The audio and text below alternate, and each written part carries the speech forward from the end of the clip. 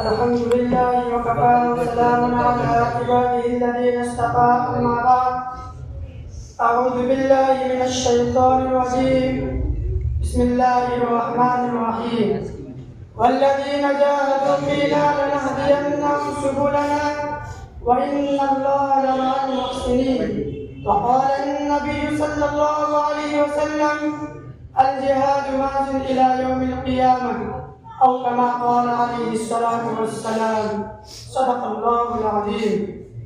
بتوں کے شہر میں جا کر خدا کا نام لکھ دینا، بتوں کے شہر میں جا کر خدا کا نام لکھ دینا، جہاں پر کفر لکھا ہو وہاں پر اسلام لکھ دینا، اگر وہ صلح کے پھولوں کو پیروں سے کچل ڈالے تو شاخ گل کی ہر پتی پر قتل عام لکھ دینا. دوستو، اس دنیا فانی میں روز اول ہی سے حق و باطل کی تصادم رہی ہے، اور یہ دنیا روز اول ہی سے حق و باطل کا رزمگاہ اور خیر و شر رہا ہے. اور جس زمانے میں بھی اہل باطل نے اہل حق کو چیلنج کیا ہے تو اہل حق نے اہل باطل کی کھوپڑیوں کے بھیجے اڑا دیے ہیں. الغرض جب بھی کبھی کسی فرعون وقت نے انحقکم الاعلی کی صدائیں بلند کی تو اسی وقت حضرت موسیٰ علیہ السلام کا جلال بھی آیا، اور جب بھی کبھی کسی نمودہ زمانہ نے الوہیت کا دعویٰ کیا تو اسی وقت حضرت ابراہیم خلیل اللہ تو شکن بن کر نمودار ہوئے.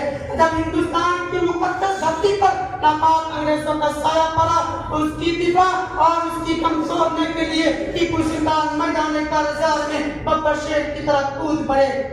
آقائے نامدار مدینے کے تاجدار حضور پر نور محمد عربی صلی اللہ علیہ وسلم کی زمانے سے لے کر اب تک بے شمار باطل پرستوں نے اہل حق اور اہل اسلام کو للکار سنایا ہے، تو اہل حق نے اہل باطل کے للکار اور چیلنج کو قبول کیا ہے. اہل باطل کو دندانہ شکن جواب دے کر باطل پرستوں دھجیاں بکھیر دیے، اور اہل حق ہمیشہ غالب بھی رہے اور کبھی بھی مغلوبیت کا سامنا نہیں کیا. اور کیوں کر مغلوبیت کا سامنا کرتے جبکہ انہوں نے جہاد کو اپنایا تھا.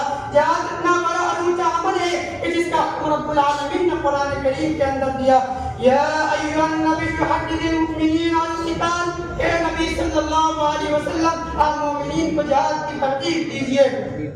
مسلمانوں، ایک وقت ہوا تھا کہ ساری دنیا کے اندر ہماری پرچم لہراتا تھا، ایک وقت ہوا تھا کہ ساری دنیا کے اندر ہماری جھنڈا لہراتا تھا، ایک وقت ہوا تھا کہ ساری دنیا کے اندر ہم ہی ہم تھے. مگر افسوس سر افسوس کہ آج مسلمان ذلت و پستی کی سیگار میں جا گرے ہیں، جس میں کل یہودی اور عیسائی اپنا شریر چہرہ چھپایا کرتے تھے، آج مسلمانوں کے اوپر ظلم و ستم کا پہاڑ توڑا جا رہا ہے. جگہ جگہ پر مسلمانوں کے پاکیزہ خون سے ہولیاں کھیلی جا رہی ہے. فلسطین میں بے قصور مسلمانوں کو وہاں منا کر قتلان سزائیں دی گئی جنہیں تاریخ کبھی فراموش نہیں کر سکتی.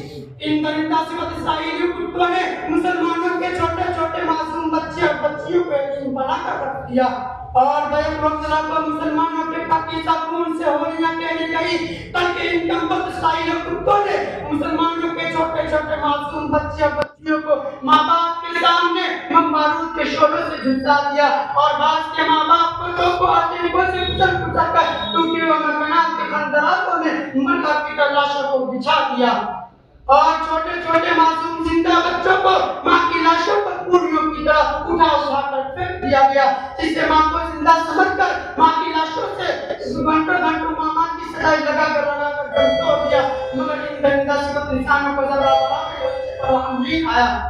مسلمان بھائیوں، آپ متحد اور متفق ہو جاؤ اور ایک جھنڈے کے نیچے ڈنڈے لے کر کھڑا ہو جاؤ اور اپنے معاشرے کی ان برائیوں کو مٹاؤ جو ہمارے معاشرے میں جاری و ساری ہے، ورنہ تمہاری تباہی کی کوئی حد نہ ہوگی اور تمہیں سربلند کرنے والی کوئی طاقت دنیا میں نہیں آئے گی. اللہ تعالیٰ مسلمانوں کو شعور و بیداری اور اپنی زوال پر اس کی اصلاح کی فکر نصیب فرمائے.